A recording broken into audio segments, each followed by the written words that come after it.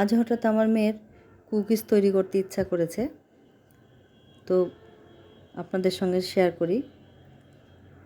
প্রথমেই 2 cup all purpose ময়দা, half teaspoon baking soda এবং সামান্য 1 চিমটি লবণ, এইগুলো শুকনো উপকরণ একখানে রেখেছে মাখিয়ে।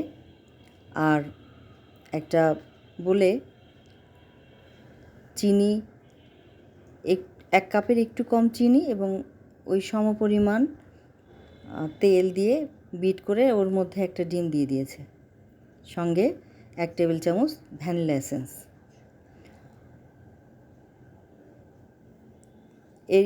এগুলো একসঙ্গে বিট করার পর আটা শুকনো উপকরণগুলো ধীরে ধীরে ওটাতে ঢেলে দিয়ে বিট করলো এবং সামান্য একটু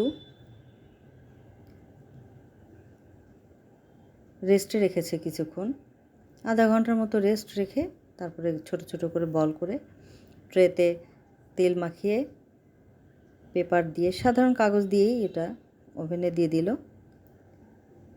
দেখতে বেশ সুন্দর হয়েছে।